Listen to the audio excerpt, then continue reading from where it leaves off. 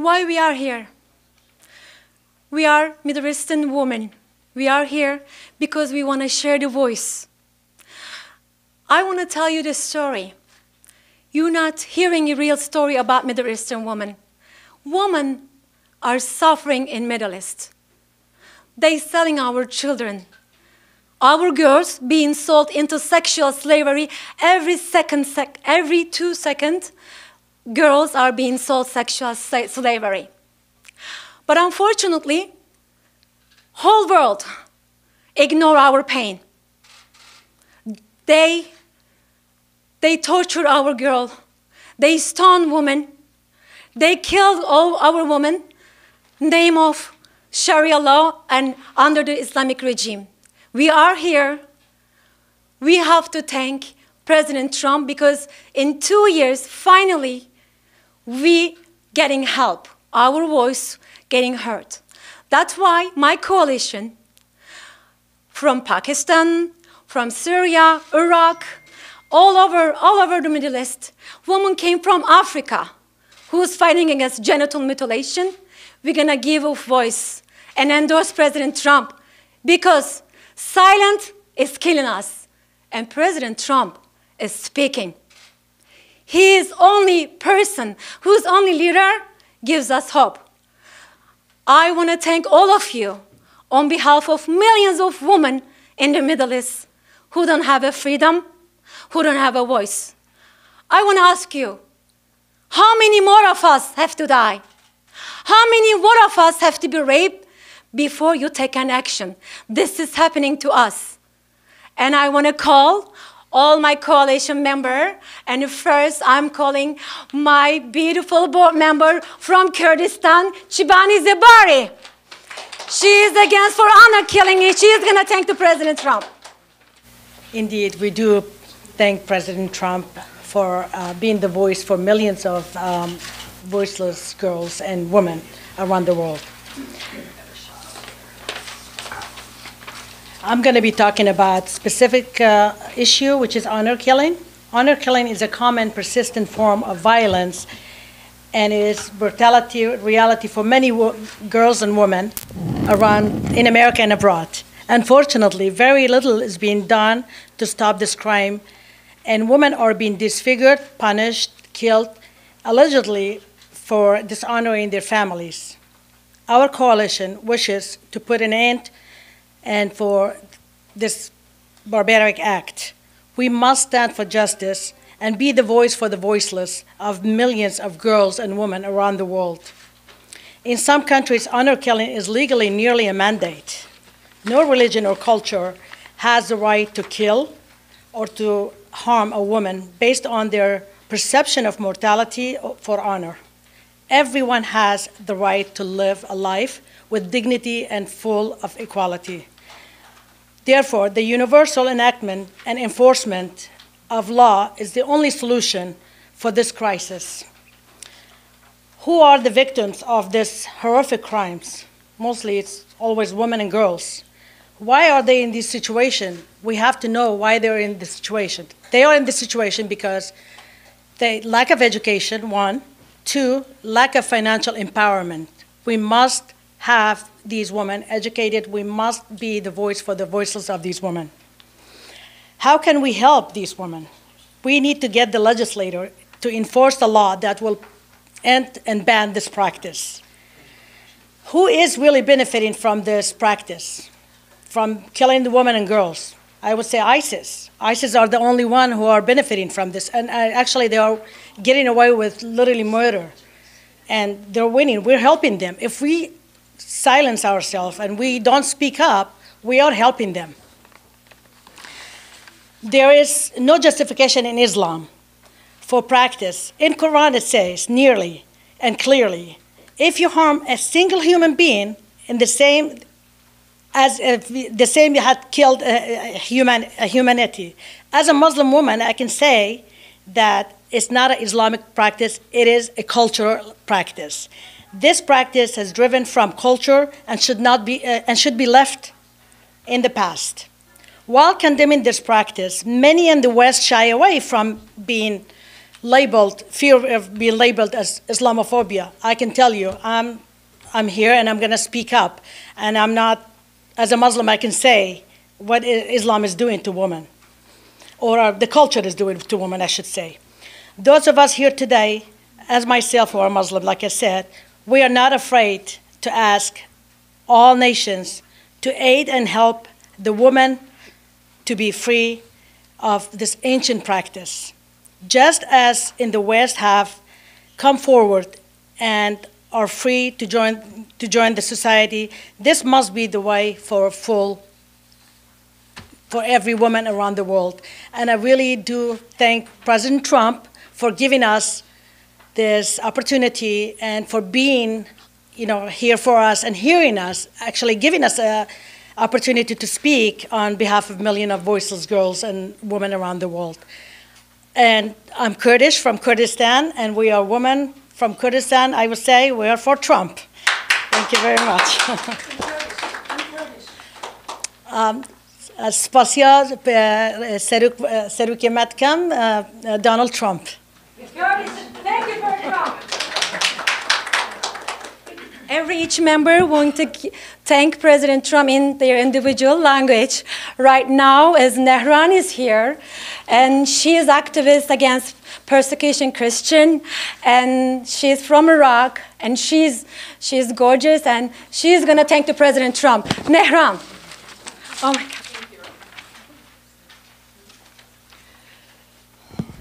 Thank you, everyone, for being here today. It is truly a team like this that will take a tank through this radical behavior and stop every situation, especially the ones that are occurring in the Middle East against young girls and women.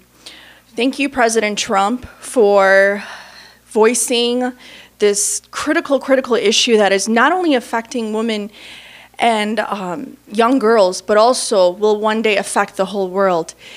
President Trump has been speaking very boldly about the radical behavior happening in the Middle East. In my home country of Iraq, my population, because of negligence from the previous administrations, we have gone, the Assyrian Christian population, which has been in the Middle East, Syrians have been in the Middle East, in Assyria or Mesopotamia, as you some know it as, for almost 7,000 years. Never have we drastically decreased to this amount. Under the previous administration, we went from 1.2 million Christians in Iraq to barely 200,000. These are one of the most native people, not only in the Middle East, but in the world. In 2014, when ISIS first invaded into Iraq, because of a lot of issues, not just a radical part of a religion, but also a lot of political wars, negligence from world leaders, the whole world turned a blind eye. I brought an entire group of women, men, and we protested in front of the White House. The previous administration said it was a JV team that we were battling and that it was not a concern to the world. Then ISIS increased to over 100,000 terrorists in Iraq, destroying one of the most ancient historical lands in the world. I've been traveling to try to spread awareness about what happened in Iraq. And because I spoke out a few years ago in the same press club, 3 days later, there was a bomb sent to my house. And all I did was ask, why did the military units withdraw from these Christian homelands, leaving us, Assyrian Christians, Chaldeans, Yazidis, all the minorities in Nineveh, vulnerable to ISIS, where women, young girls were taken into sex slavery and forced and sold from group to group, man to man. As a native Assyrian born on my homelands in northern Iraq, in a nation where civilization was once discovered, I couldn't understand why many things happened there as a child. I mentioned Israel was created to protect the Jews. Armenia was brought back and preserved the Armenians. Why not save these ancient, young, cradling girls and women where their ancestors once were writing laws for the first time and establish a safe haven in Nineveh? This should be also a mere example and a role model strategy to protect all treasures of the world, young girls and women. When the government fails to do so, Realistically, we cannot establish safe havens in all countries. We can establish and implement strict laws to protect our young girls who are taken against their will by older men and having their childhoods ripped from them. My grandmothers were both child brides. One of my grandmothers was 12 years old, the other one was 13 years old. My family felt that it was needed to marry so young because young Assyrian Christian girls were kidnapped every single day. And that is also one of the examples why our population drastically decreased. This is a punishment that can never, ever heal. This is an act that is occurring every day, and once a young girl experiences this, we can never go back. Young girls being forced to be raped and marry men old enough to be their fathers and sometimes grandfathers. Speaking for a country I was born in, there's also no safety for these minorities, especially the young girls, and violent men are given free will, as you can see when things have been blasted on the media and no one stopped it. A dear friend of mine who went undercover in the city of Mosul during the ISIS invasion said he once used to hear laughter in the streets of Mosul, but because of the constant instability in these ancient Christian homelands, beautiful children's laughters were nowhere to be heard. For God's sakes, church bells in an ancient Christian homeland just started to be re-rung as soon as President Trump took office. And that is so passionate to us because we stopped hearing our churches. Since the beginning of Christ, our church bells never stopped. Young girls were the treasures of Mesopotamia, where women were encouraged to lead nations, like one of our most powerful queens, Shamiran, who was leading her army on the front lines. Young girls and women were crowned as part of their tribal clothes. Literally, as part of our tribal clothes, we wear a crown. Assyria, or Mesopotamia, as many of you know it, tried to be the leading example, to be the cradling of civilization, to be a domesticated, civilized society. And never, ever, we would have thought that these lands were one of the breeding grounds in the Middle East for horrendous acts against women and children. My family escaped Iraq when we were persecuted in the north and treated like outcasts in the south. We were purged out, just like many Assyrian Christians, and came to find a new safe haven in the United States. My story in a nutshell, what really drove me to be an activist is, while playing in the backyard of our home in Duhok, Iraq, I was nearly kidnapped as a 3-year-old. Many Christian homes had walls built around them. And briefly, I stepped outside the wall because I was lured in with candy. I never understood why my father built a wall around our house.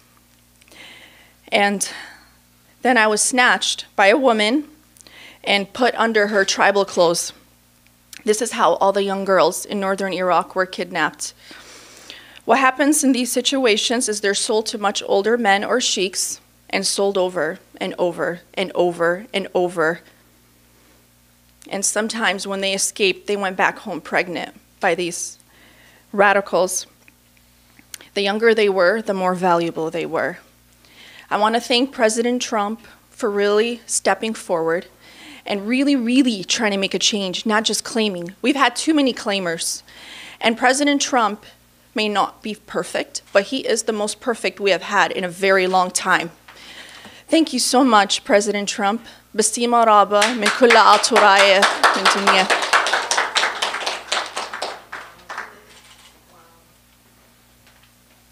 Thank you, Nahar Nafea. The next speaker from Iran. She is American, Iranian-American. She is activist, and she is a member of Middle Eastern Women's Coalition. Mina Attaran.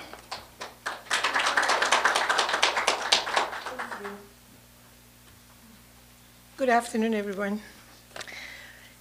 I'm kind of nervous. I'm going to read from my notes. Like most average Iranians, I was very excited and naive about the Iranian Revolution in 1979.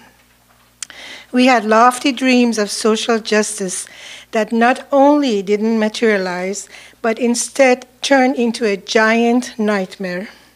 The Iranian Revolution has created a new animal. Some would call it a form of Islamofascism.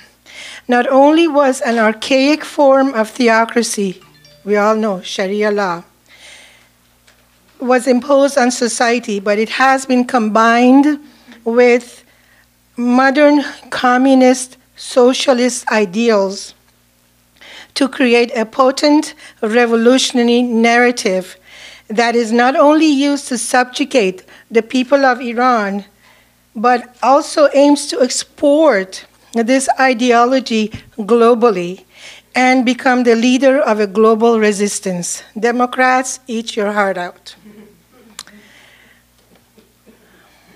I am so grateful that I was able to spend the last 40 years in the West and learn the values of classical liberalism, which today is most associated with the conservative wing of American politics. Although I know freedom-loving people that identify as Democrat, but I doubt they realize that socialist and Sharia law sympathizers are taking over or have taken over their party.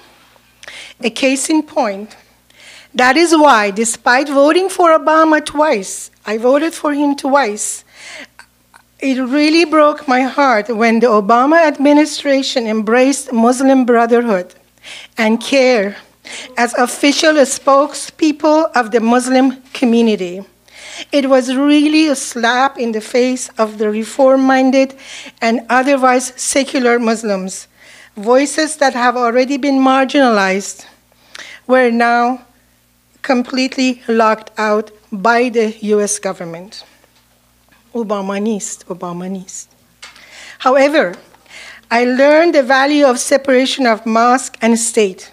The only way Muslims can truly be free is to stop looking to the state to impose their own version of religious law on others, a concept fully rooted in Western culture by now. I've also learned the values of individual freedom and the sovereignty of the individual soul.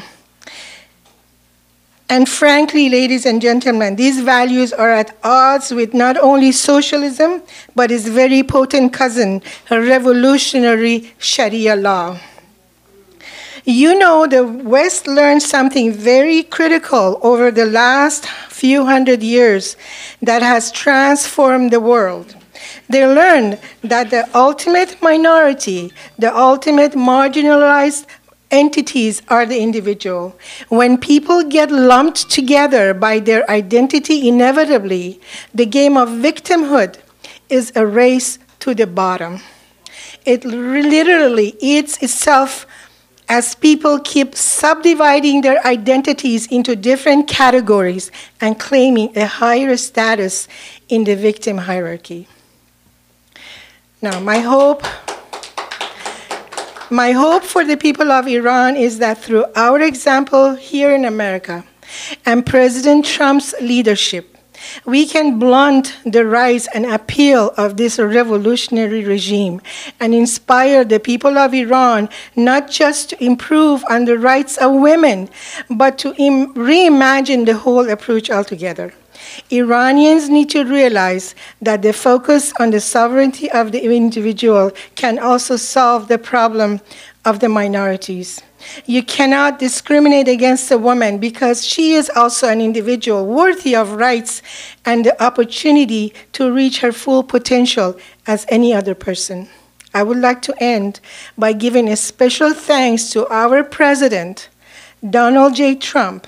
He's got the guts to stand up to this momentum towards globalism and the embracing of globalist ideologies like pan-Islamism.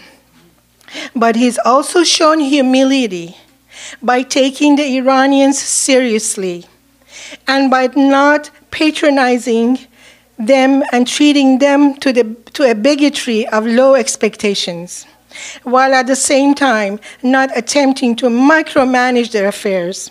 He truly is the greatest president, US president, I witnessed in my lifetime, and I am excited to see what the future holds. Duset Daram, Donald John.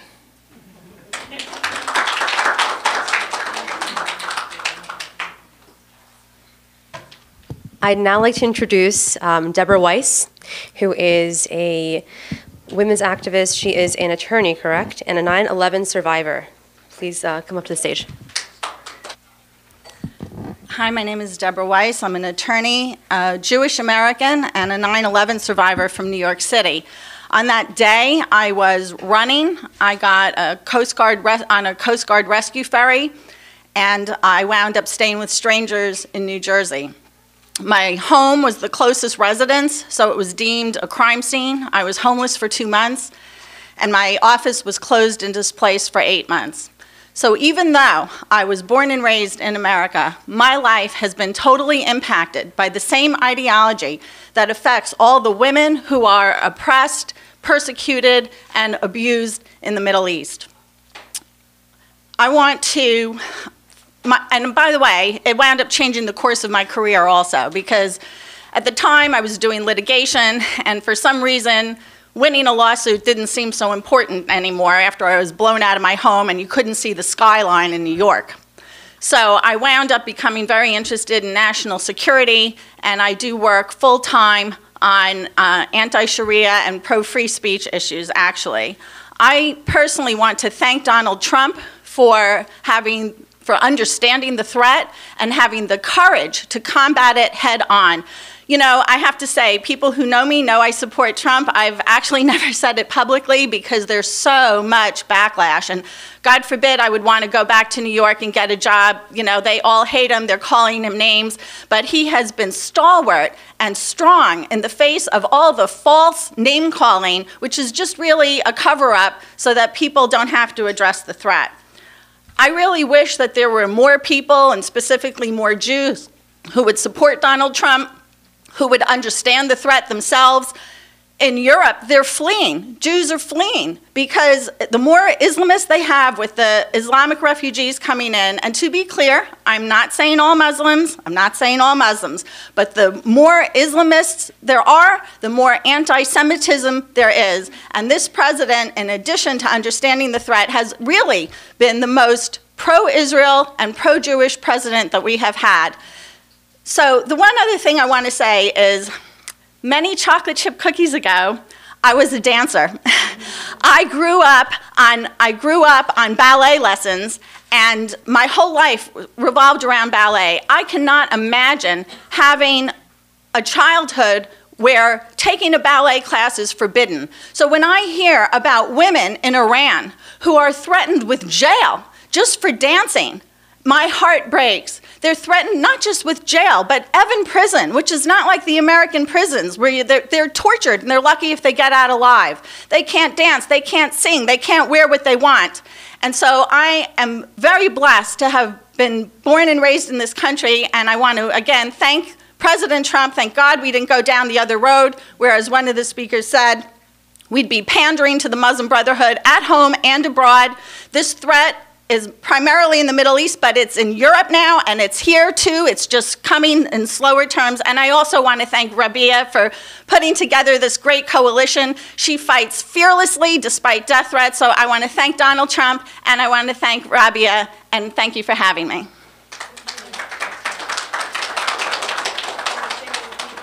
Thank you. Our next speaker, she spent 35 years in the Middle East. She knows what is Sharia law. She met victims. She saw that girls being acid on their face. I want to honor to call my board member, Marilyn Matruskana. She is a Christian minister and Middle Eastern activist, woman activist. Marilyn. Thank you, Rabia. Well, today I come as an American to be a part of this coalition. And I want you to know, every one of you, with your wonderful stories. I was thinking this morning about the courage it takes, and I was thinking about Rosa Parks this morning and how she came in 1955 and went up to the front of the bus and sat down, and the courage it took for her to do that. And it takes a lot of courage for you to come out and stand up.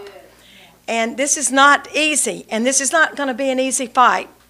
But I want to tell you something, we've got to fight, because this is about women and little children. I worked 35 years in Pakistan, India, Afghanistan, through Iraq, Turkey, and Middle Eastern countries, Far Eastern countries, and I saw unbelievable things. And as we worked, we had milk cows that we fed the poor children in Peshawar and Afghanistan. When the Afghans came over into Pakistan, and we'd feed them 10,000 a day milk. And so I'd go in visiting in the camps. And one day I went into the camp, and they're just so hospitable and such a wonderful time that I had with them. But that night, we got word that one of the women had walked outside to put her laundry up, and her tabuta fell off, and she had looked at the neighbor and said hi, and the husband saw it. And he chopped her head off and threw it to the neighbor and said to the man, "You want my wife? Here she is." There's no law against this kind of thing. This is the thing that we need to cry out about worldwide. Cry out with our voices. These women are not heard. They were on the streets with acid thrown all over them with their children, because they were maybe 40, 45 years old. They weren't little girls anymore. So the husbands threw them out just because they looked the wrong way, or they looked not young enough. And so they threw them out. And many of them, this wasn't just one case, this was case after case. We had a team there working, and they would tell me stories because I would travel and oversee different works all through the Middle East. But it was horrible what women, the rapes and the discipline they get from a rape that they cannot even help, and things they go through. And today I want to say too that President Trump, after all those years I spent and saw, and the things I saw, and how I would just cry out to God, please God, what is the answer to free these wonderful, precious women? And today I feel like part of my prayer has been answered to be a part so that we can fight this battle. But also I want to say I heard President Trump, and he was speaking before he decided to definitely run. And I knew, and now I didn't like him that much at the time, and it was a little crude for me, but you know what? When he spoke and he shared boldly about the things he believed, things about the Middle East and different things, I knew this has to be the president. This man must be, and I ran to my husband and I told my husband, Donald Trump has to be president. So I want to thank Donald Trump. I am very thankful.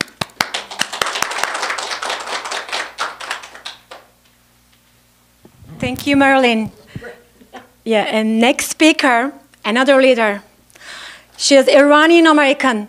She came here from California just for this message. Suad Tabrizi here.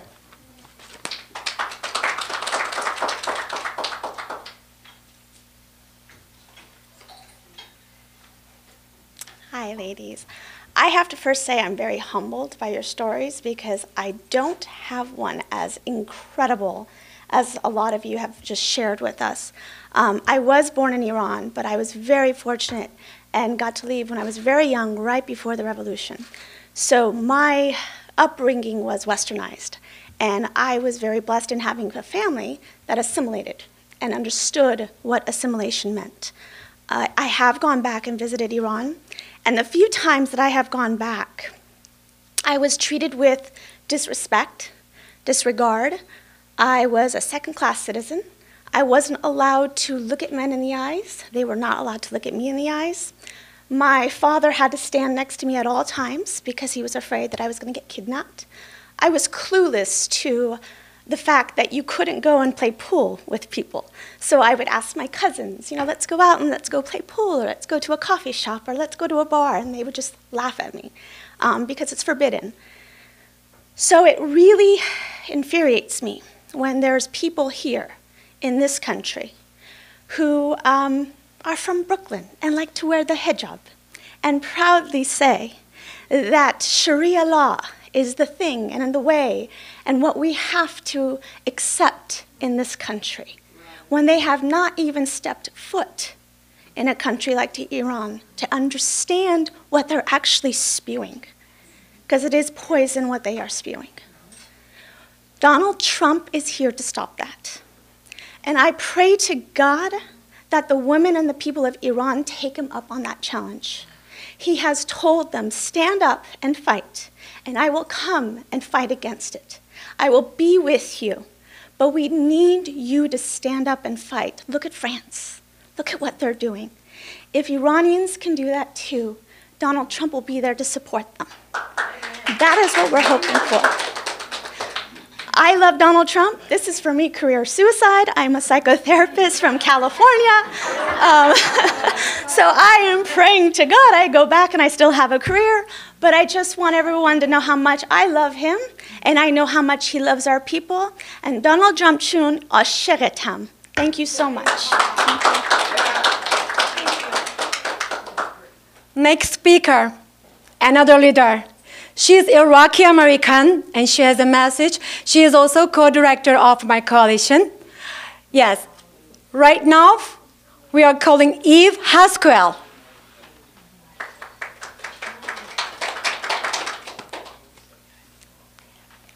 Early marriage is the violence of children's human rights. Despite being prohibited by international law, it continues to rob millions of girls under 18s around the world of their childhood.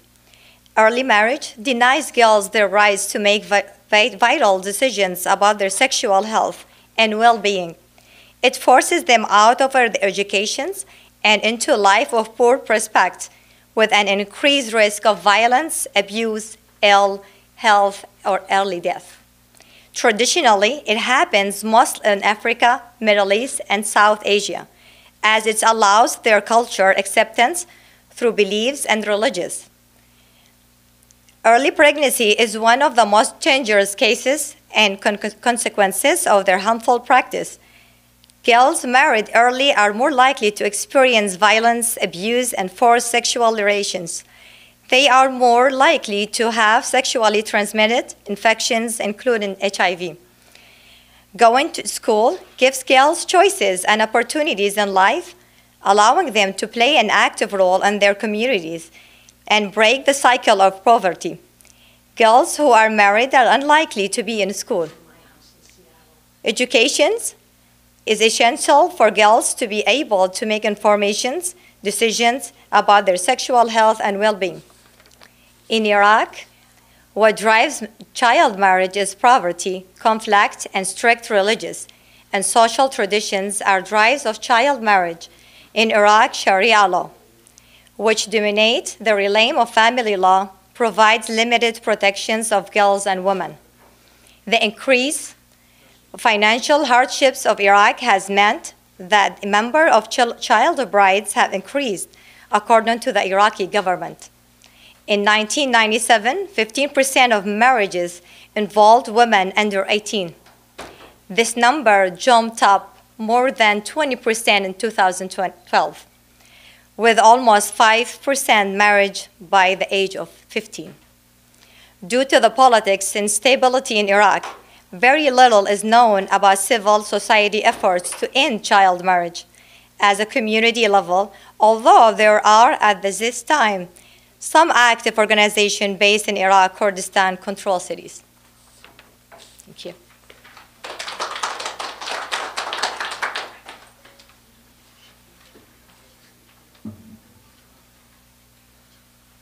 Our next speaker, she is activist, she's Iranian-American, she's a leader, and she has a message to President Trump. Adel Nazarian.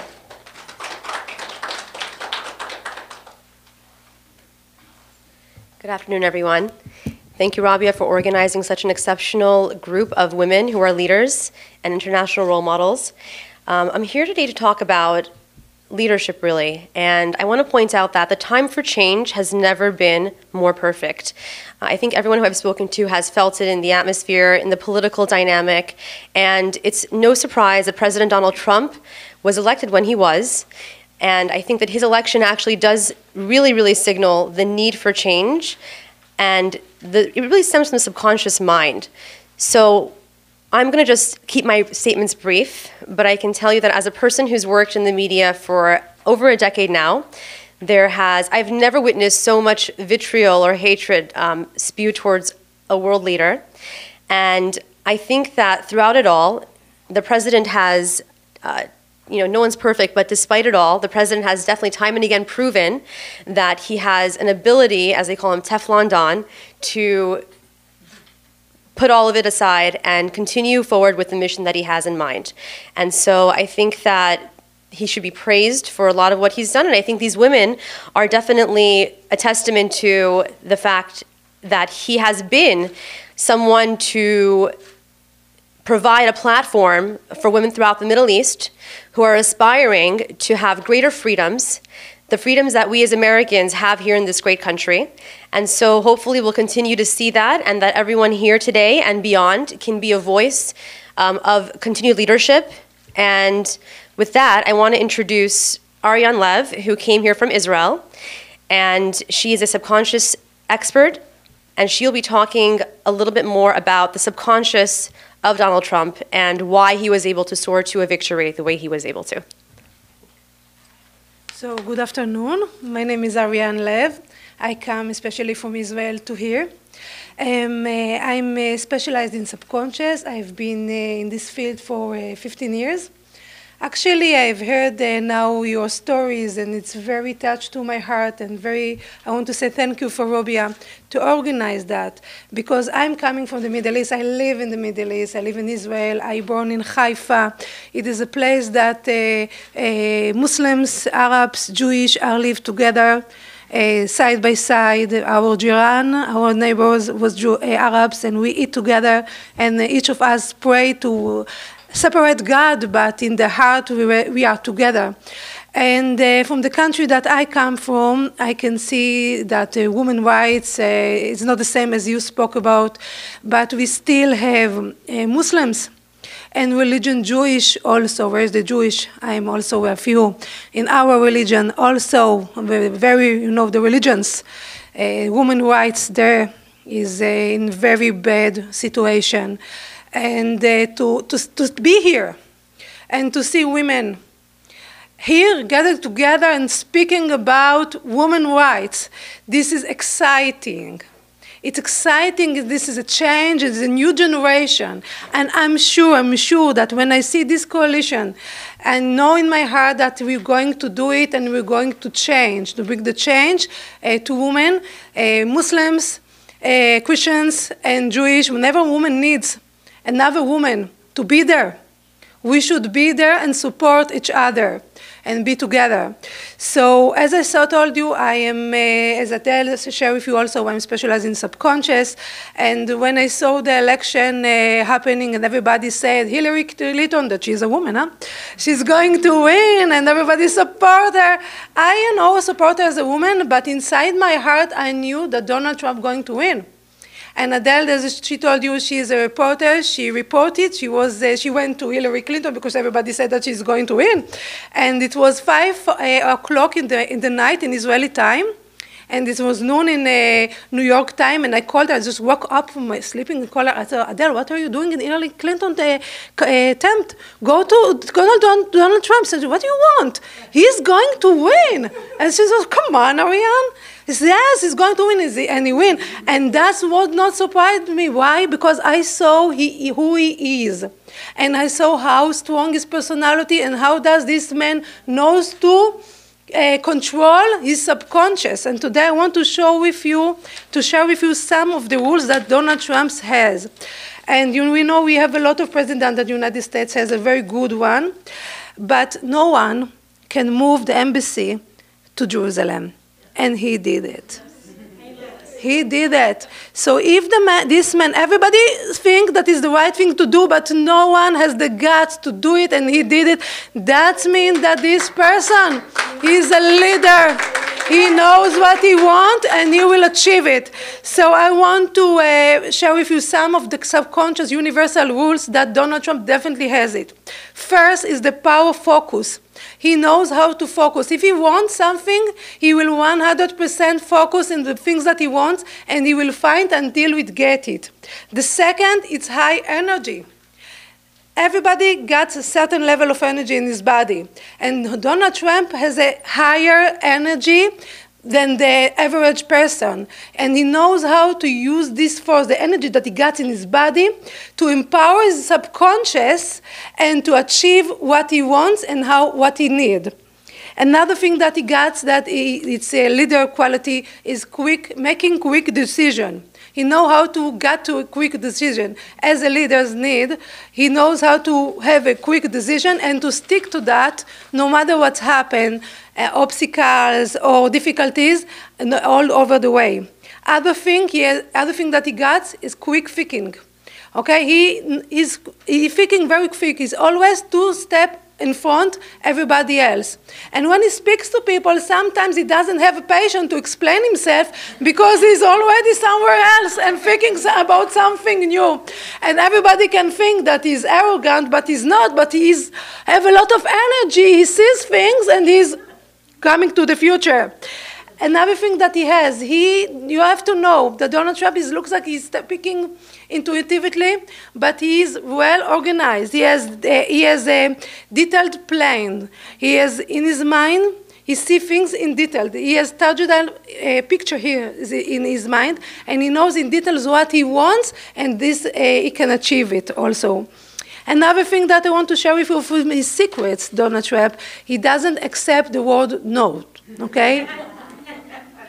Our subconscious is operated by words and thoughts, and Donald Trump knows how to support himself, how to be positive of himself. When you see in the history of his interviews, you see that he always was positive in the things that he had, even if he failed. He always support his actions, and that gives this energy to be positive and to create the reality. And another very important thing that I want to share with you. As Adele said, the media doesn't trust Donald Trump, and they said again and again that he's irresponsible and unstable. But when I look at him as a subconscious expert, and I can look at his subconscious, I can see that he has a basic stability and a practical accountability for his actions. And these qualities come from the depth of Donald Trump's subconscious. He had solid and disciplined upbringing. Or he was raised with a solid and disciplined from his family, which he was following by the military service, and it creates in his subconscious very stable structure. Inside of him is very stable, although it doesn't look like that. So in conclusion, when I look at his personality and the things that he done and all who he is, I really trust Donald Trump and his leadership. And I know that he will bring America to the best future in the Middle East that were in the history. And now I want to say a few words as in Israeli. My people, the Israelis, really appreciate Donald Trump. We feel that he's the first president that really does things for Israel and for the Middle East. And I want to say, by behalf of the Israeli people, Muslims, Christians, and Jewish, thank you, Donald Trump. Toda rabah, Donald Trump. Thank you. Our next speaker, she is only 23 years old. She has a story I'm going to tell you. Her name is Kelly Long. She is from Middle Eastern Women's Organization. And Kelly Long, please. Hello. This is an incredible day, and I am going to try not to cry, because I am a woman and I cry. I'm going to start off with reading a verse that gripped my heart at a very young age and inspired me to do my part in this world as a woman, as a Christian, as a lover of liberty and humanity. Proverbs 31, verse 8 says, "Speak up for those who cannot speak for themselves, for the rights of all who are destitute. Speak up and judge fairly. Defend the rights of the poor and needy." These words were inspired by God, the author of everything that is and was and will be, but they were spoken through a mother to her son, a mother whose son had become a king. And I love my country. I love the United States of America. And I love it that here we are all queens and kings, and we all have the responsibility to institute justice, to speak for those who cannot speak for themselves. I love that I'm allowed to do that as being an American. But I am often discouraged, not only globally, but in my own country, we are seeing this practice of defending those who truly need to be defended. This practice has been thrown in the streets. We are exchanging truth for lies. We are calling what is wrong right, and we are fantasizing over foolish, victimization. We're more worried about if a woman's allowed to burn her bra in the street versus the women who are suffering, as you have seen them all here, and we're not defending the true victims in this country and globally. I first saw the horrors of Sharia law when I was very young. I was in a mall, and shopping mall in Tulsa, Oklahoma, or actually Bartlesville, Oklahoma, and I felt pressed by God to speak to this young Pakistani woman who was selling cell phones at a cell phone booth. And I went up to her and I developed a friendship with her. But she made it very clear that we needed to keep our friendship secret and that we should only meet at the shopping mall. She was scared of her father killing her. When she first told me, I thought it was a joke because I didn't think such things would be possible in the United States of America. Our friendship developed. I considered her a sister. I would go eat lunch with her very often. There were many times in our conversation she would break, she would lay down her prayer mat and she would pray. She was a devout Muslim. After a while, her uncle caught us talking. I had shared my faith with her, which was a big offense. I never saw Galale again. I never heard from her. She told me she was scared that she would be killed, and I couldn't get a hold of her after our friendship. I saw it again when I had another friend who was Saudi, who came to the U.S. to try to escape the oppression of her family, and her family came here and beat her to near death. She had the scars to show it and the missing teeth to show it. Eventually, I found my way to Lebanon, to the Syrian border, where I wanted to do my part to help these women more. Unfortunately, I only got to help them until they were about 12 or 13 years old through an organization called Christ for the Crescent World, as I taught them English, I taught them different skills, because at 12 and 13 they were taken from the school and they were forced to marry men much older than themselves. And oh, how they envied me. At that time I was not engaged nor married, and they wanted to be like me. And I felt such a responsibility to take the freedom that God had given to me to bless them. So I'm so thankful for Rabia and everyone here and what you're doing. And I just want to give one charge to each and every one of us. We have the obligation to speak for the speechless. We have the obligation to judge fairly. We have the obligation to fight. This command came from Proverbs 31, which is considered in Christianity to be the pinnacle of what a woman is and what a woman can expect. This chapter goes on to describe what a woman was made for. A woman was made to own property, as is described in this chapter. A woman was made to care for her family. A woman was made to be feminine. And I think something that we need to know as women rights advocates is to say that we are defending our rights, but that does not mean that we have to abandon our femininity. We were made to be mothers and warriors, and both of those are possible together. We were made to be judges, we were made to be rulers, we were made to be all of these things, and that is being given to us by the divine authority of God. And so I would charge all of my sisters throughout the world, if you are scared, you have the King of Kings backing behind you, and you have his command, you have his ordinance that we were made for more, we were made to be owners, we were made to be equal with men, and we'll never be the same. We were all different. We are fully feminine. We are mothers, we are sisters, we are daughters, but we are powerful equally, and we are capable equally, and we have the responsibility equally. I will also say one more thing. This command from God to speak for the speechless was given from a mother to a son. And I think the only way that we're going to find victory in this world, in the U.S. and abroad, over the horrors that you have heard, and there are so many left unsaid. I know we have all got the memories in our heads and the pictures that we go to sleep with at night. This is a fight that we need to fight arm in arm with our men. So mothers, like the mother of King Lemuel said, tell your sons to speak for the speechless. You charge them to stand up for women or any injustice that you have. Sisters, charge your brothers. This is not a fight that is solely feminine or female. This is a fight that is a human fight for other humans. And so I look forward to the day that at a Middle Eastern women contest or fight for women's rights, that we can have this fight arm in arm with our men.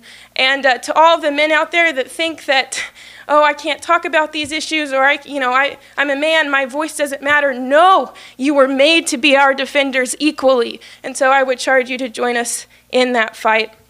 I would just conclude all this to say that, unfortunately, the horrors of child marriage, the horrors of honor killings have come to the United States of America, and it is here. So from 2000 to 2010, over 250,000 children were forced into marriage, and that's what we know of.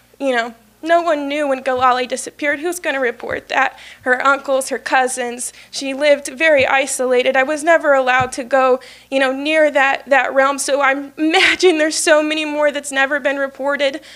Here in the U.S., we're catching dozens of women who are killed through honor killings, and that's if the court's willing to deem it for what it is. So I would charge everyone, start where you're at. If I could see it in Tulsa, Oklahoma in a shopping mall, I can promise you it's everywhere from New York to LA. And so it's not enough for us to just respond for when we see it. We need to look for the hurting. We need to look for those who are suffering, and we need to stand up for it. And for those, if you want to respond for those globally, support organizations that are active in defending this, trying to save one woman at a time. All of these women here represent organizations. Rabia does. So I would support them financially. I would support them spiritually in prayer. But most importantly, I would support them with your voice. It's a God-given gift. And if you're like me and you grew up with freedom, you have a responsibility to use that. So I'm grateful for America. I'm grateful for all of these women. And I will charge us one more time. We must speak for the speechless. And there's no other group that I think is suffering more now than women through the Middle East, through Africa, throughout, who are being oppressed from the horror of Sharia law, which is in total contrary to our natural God-given rights of life, liberty, and property for man, women, and child. So we have a responsibility to stand up against that. I do want to thank the President of the United States, because I do think for once in my lifetime we have someone who's willing to call it like it is, and who's not going to think that Islamists and all of the Sharia is something that's formidable for women's comfort. It's not. I am not Muslim. I did not grow Muslim. But in my small experience overseas and in my experience here in the U.S., it is oppressive and it is utterly anti-American. So I'm very grateful for Donald Trump to stand up and make that declaration.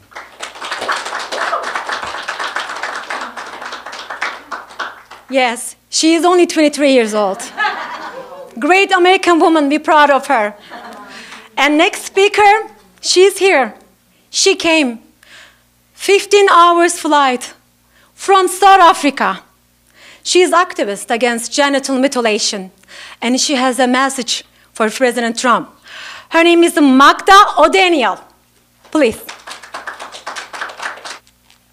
First and foremost, I would love to thank Rabia, for this wonderful opportunity to be a voice for the voiceless. In Afrikaans, we say, Goeiemorgen, Guten Tag, Goeiedag, Dumela, Namaste is India, Guten Morgen, Sawubone.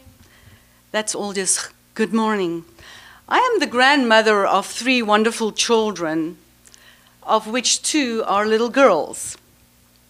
Therefore, my passion goes much deeper than skin. I traveled the world over the last 23 years. I was privileged to train women around the world from 160 nations. I have been to literally every country that you can go. I was imprisoned in Tel Aviv for 48 hours because I'm a woman. And I was very grateful for a change of supervision from a man from Greece who came in as the head of security, and he eventually got me out, got me back to my country. My eyes have seen, and my ears have heard over all these years. What are the consequences of these barbaric actions? Working with women around the world, they tell you their stories, they share their lives with you. I never spend less than 15 to 25 days with a specific group. Whether we were in Thailand, Singapore, in the US, in the Middle East, we normally go to the island of Cyprus, which is pretty much politically safe. Some of these women came for our training, went back to Cyprus and disappeared. So I represent a cry of an estimated 200 million women and girls who've been subjected to forced female genital mutilation. Helpless, with no one to defend them. When you're pinned down and the act is done and you're small and there's nothing you can do. Well, I'm from the most southern point of Africa,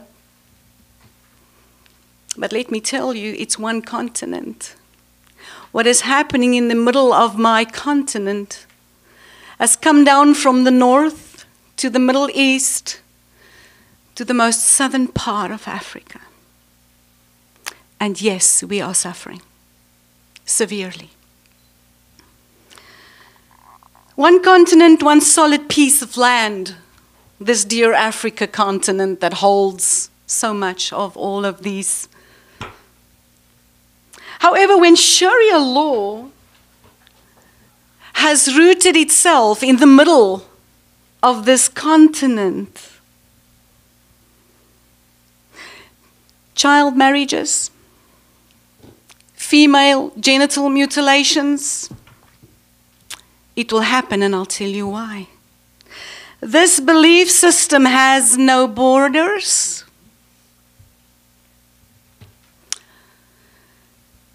And it has no opposing force.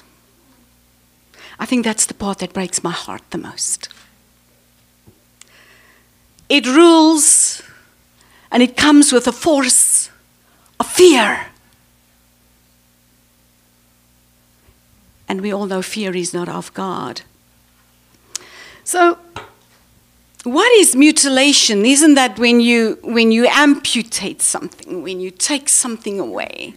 It is not possible to build a prosthesis for female genital mutilation. There's nothing you can do to ever rebuild that. Secondly, child marriages banned globally. I want to repeat that. Child marriages banned globally, yet has never stopped. As old as 8 years old. Now my question is, who is right? The imposer or the victim? Who is right? Which human has the right here? The abuser or the victim? For whose rights are we fighting?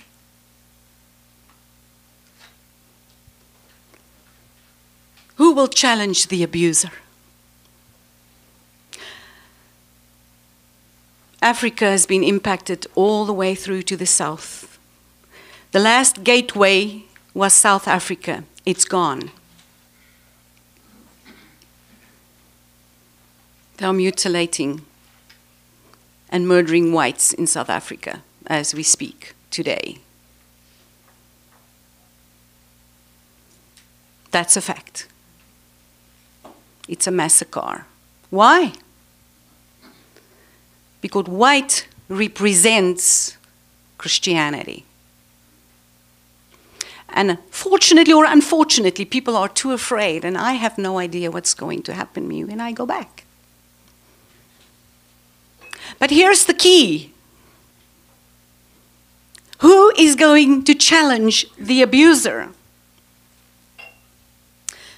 So this meeting here today, and as much as I have to say, I think we've heard so much, I want to conclude by saying we call upon conscience. We call upon belief systems for justice and the elimination of brutal, barbaric human mutilation of any and every form. We are not asking anybody to change their religion. That's not what we're asking.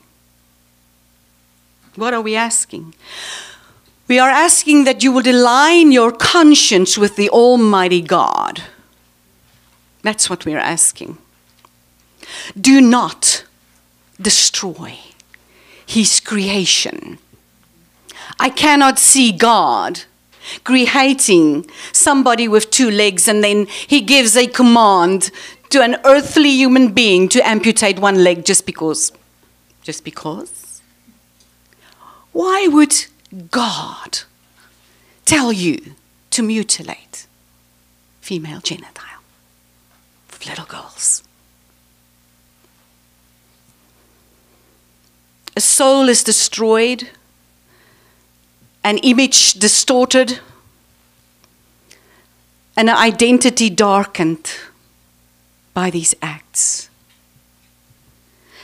A will, an intellect, and an emotion lost forever to its original purpose. Thank you, President Trump, for giving us your ear, for giving us your heart. We believe you are called and you were born for a time such as this. President Trump, die stem van miljoene roep na jou. Ons het jou nodig. The voice of millions are calling because we need you. Intervention is needed right now. We thank you, President Trump, for being that man. Dankie, President Trump. Jy is die verskil. I thank you. Next speaker, she's Lebanese-American. She's a cancer survivor and she's the vice chair of Middle Eastern Women's Coalition. She is Ola. How about math? Wow, how do you top that? I agree with everything. I feel the energy of just all these strong women. I'm going to take a deep breath because this is actually the first time I'm actually going to be talking from experience as a public figure. And, you know, God created, He gave me this foundation. And as a Lebanese-American Christian, which I'm so proud to be, I myself was in an arranged marriage, you know, at a young age. And there was no way out. You know, when you're in the culture, that brings disgrace to the family. You know, you can't complain. You can't cry. You have to stick with it. I remember when family members would tell me, I don't care if you see him in bed with another female, you turn the other cheek. So the abuse and everything else, if it doesn't break you, it makes you stronger. So I am here today to speak to those who have no voice. Like I had no voice for 17 years, and I just kept my mouth shut, you know, independent and vibrant and educated. I went to Vassar and Marist, and then all of a sudden, oh no, you have to get married before you're 20 years old, otherwise, you know, that's it. Okay, who am I marrying? Well, the guy that came to the house, that was like the engagement proposal. You know, in America, I was born and raised in New York. I didn't want to upset my parents. Even though deep down, I've always, as an activist, always for female rights, as a business owner, you know, standing up and making a difference in this world and speaking for other women, because I know there are thousands and thousands of other women that can't say anything. They don't have a voice. They don't want to bring shame to the family. Child marriages, arranged marriages, you know, these kids that are getting married and they can't do anything about it, there's no voice. For once, you know, again, as a conservative, I thank President Trump for even giving us the ear to listen to my voice, to my cry.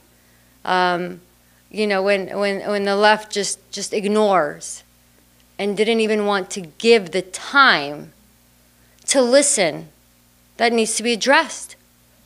Fighting for female rights, fighting for the voice of other females. They don't have a voice. And I am here to, you know, standing just to tell them, you know, we need to make a difference. We need to put a stop to this.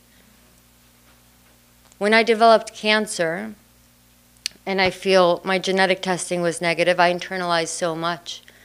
I couldn't share with anyone, with my mother, with family members. Yet I created a company to help women feel more confident, yet my confidence was being taken away from me. You know, when you're not in the culture, it's hard to grasp and understand. You see what you want to see on TV or read about it, but to live in it, it's a dark hole. It's a dark hole, and how do you get out of it? You know, even the strongest person, strong and confident, you can easily, just that confidence can easily be sucked out of you.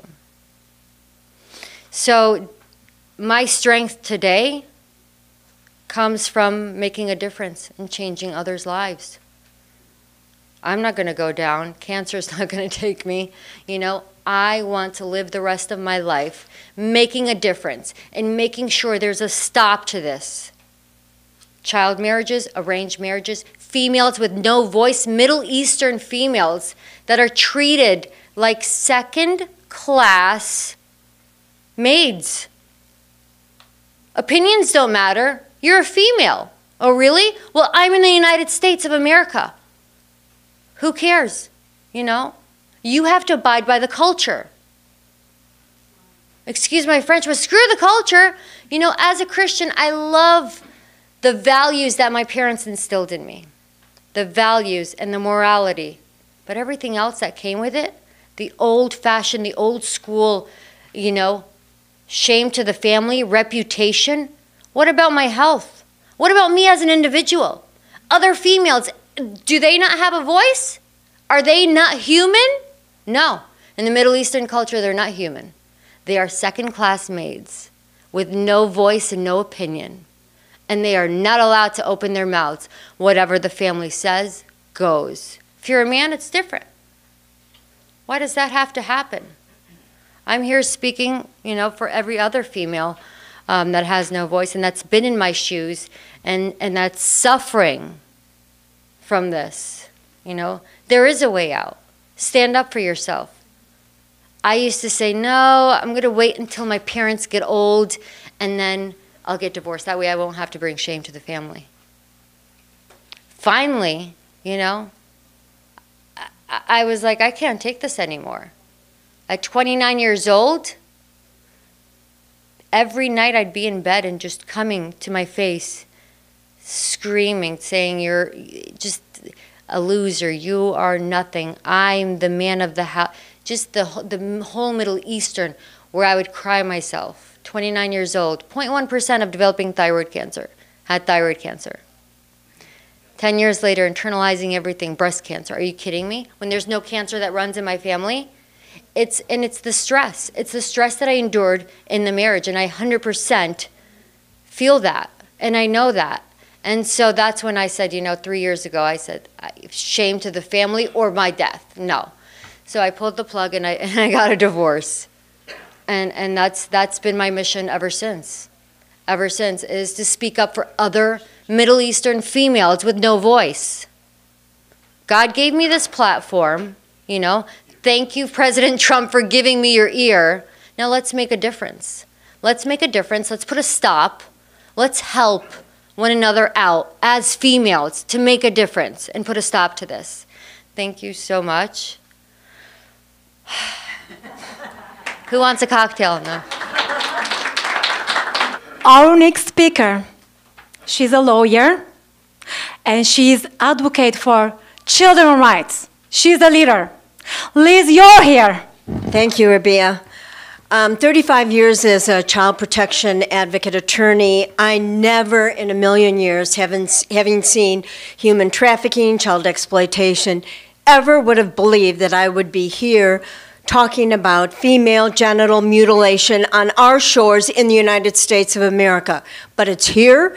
The Center for Disease Control said over 513,000 girls and women in the United States are at risk of FGM. Unimaginable. How long will we stay in our slumber and complacency? This is growing. I say it's the fastest growing import into the United States. And it's here because of Sharia, or more aptly pronounced Sharia, the subjugation of women and girls. And where are the human rights community of elitists?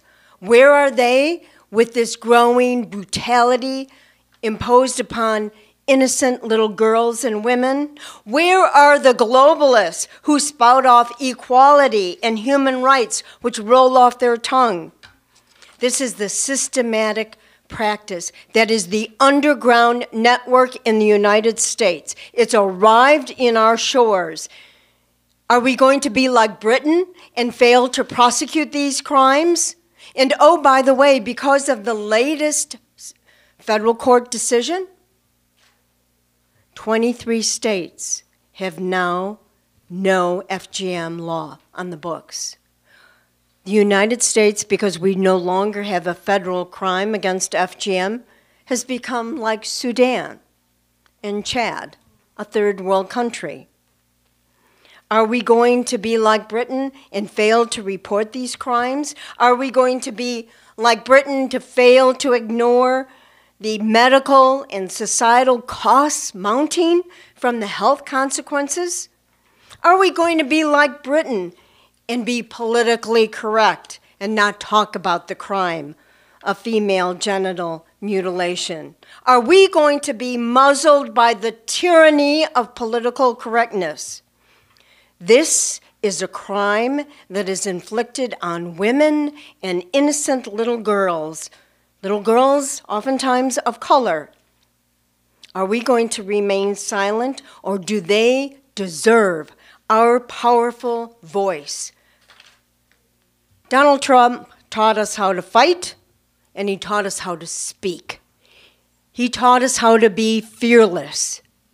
And don't our little girls deserve the full faith and protection of criminal and civil laws? Sharia creep is coming into our laws and our societies, and it's going to strangle one gender, the females. What happened to the cry of our gender equality feminists? What happened to the pink hats symbolizing genitals? Why are they silent over the barbaric assault of genitals of little girls? Well, the dirty little secret that no one wants to report is this administration is fighting on the line to stop female genital mutilation. The left will say abolish ICE. Well, let me tell you, ICE is putting FGM in the freezer. They are at our airports. ICE is in the courts. ICE is at our borders, educating about the danger of female genital mutilation.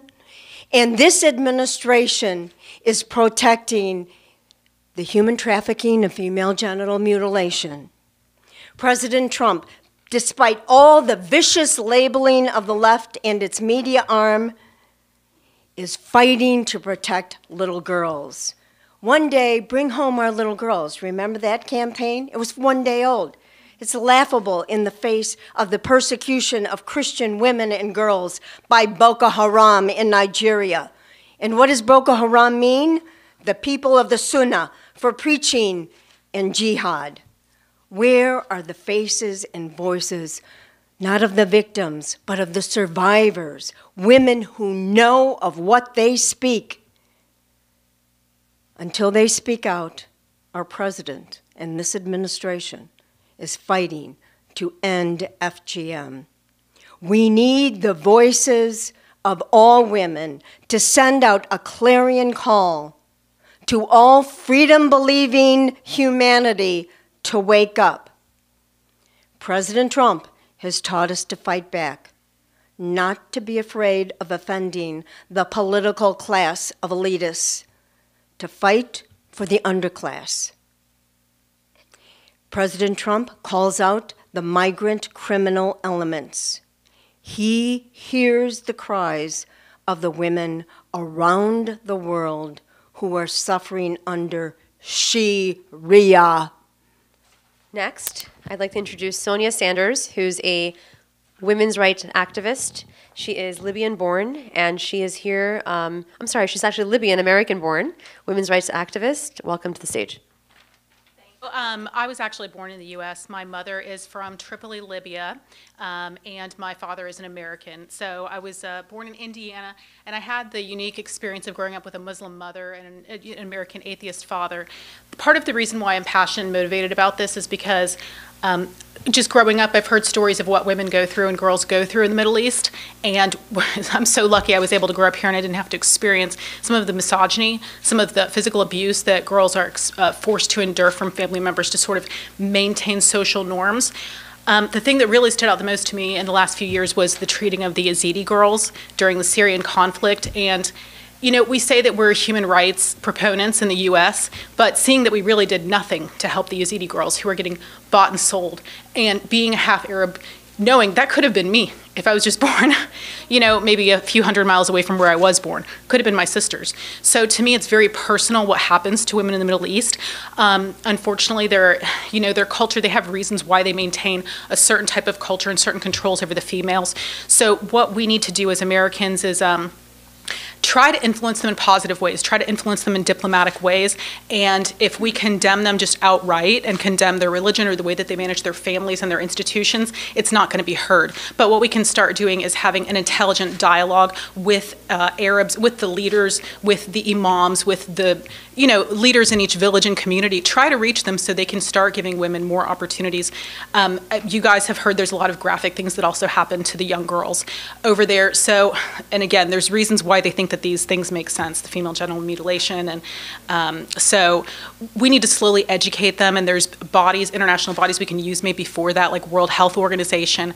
But again, you want to start to try to reach them and bring them a little bit into the modern era. They're a little bit hesitant to do that, and they have certain restrictions in their faith against innovation and against accepting Western values. So that's the big divide. Some of the younger people do want to accept Western values, but it's taught that this is, as the women here know who are Arab Americans, haram. It's a sin to move forward. So we have to start showing them how it is compatible within their culture to protect the women, to give the women voices. And then look at just the Saudis. I mean, the women are basically, they can't even leave their home, really. They can't drive. So that is a major motivation.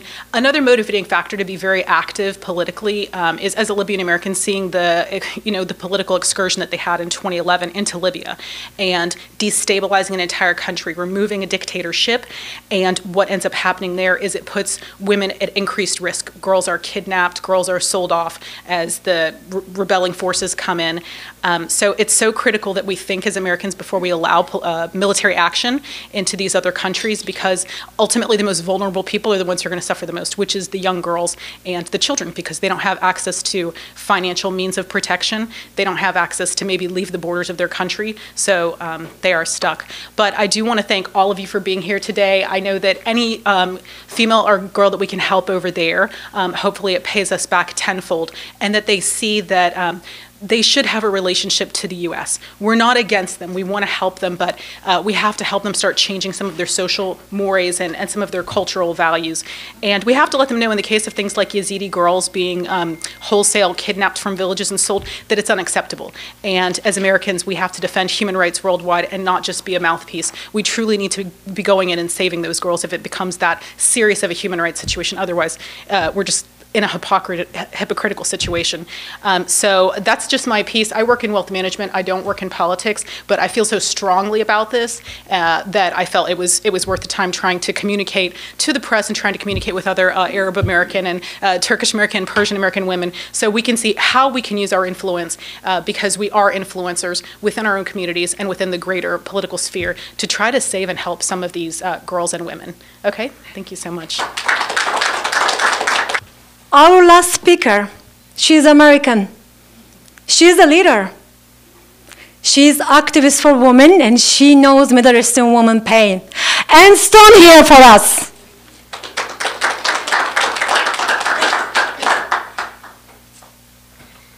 We sort of come full circle because, as Catherine Sirk said as she opened this, we stood here 2.5 years ago to launch Women Vote Trump, and after the convention I actually joined the campaign and worked on Women for Trump and helped deliver women in the targeted states that were set out by the campaign.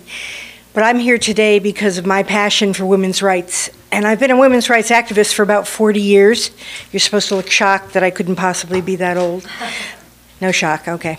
And I do want to say that I also have worked in countries all over the world, brought this message to over 60 countries, as well as 40 to 50 states here, training women in leadership roles and talking about a variety of political issues. But today I'm here to talk about people that aren't here, maybe as part of the message. Linda Sarsour is not here. Yes. Isn't that interesting? Very much. Right.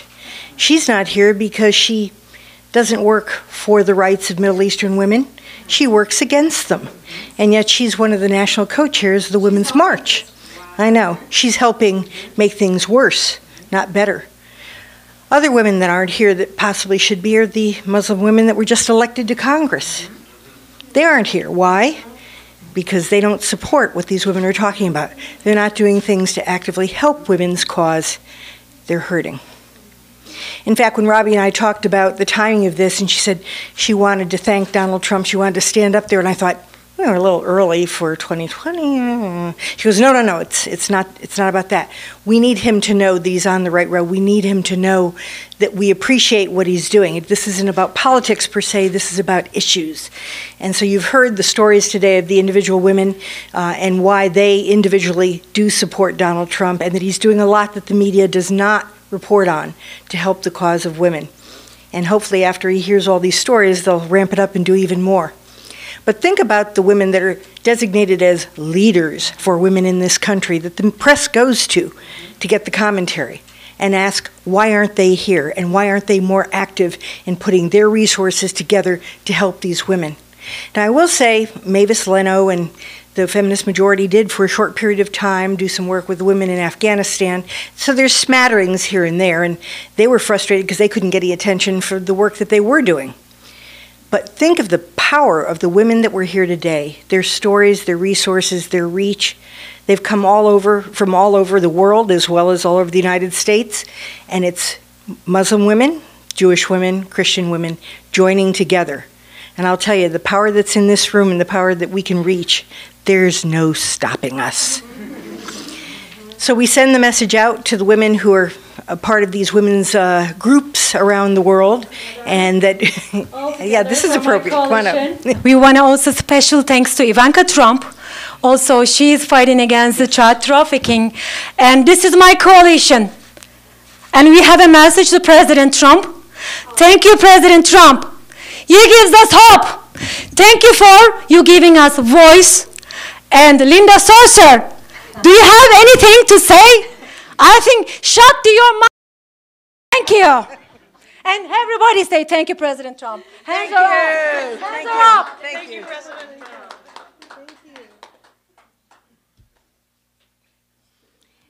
And also the media out there, call on these women when you have panels and discussions and discuss these issues in the media. Call on these women to be your experts. Don't go to Linda Sarsour. No.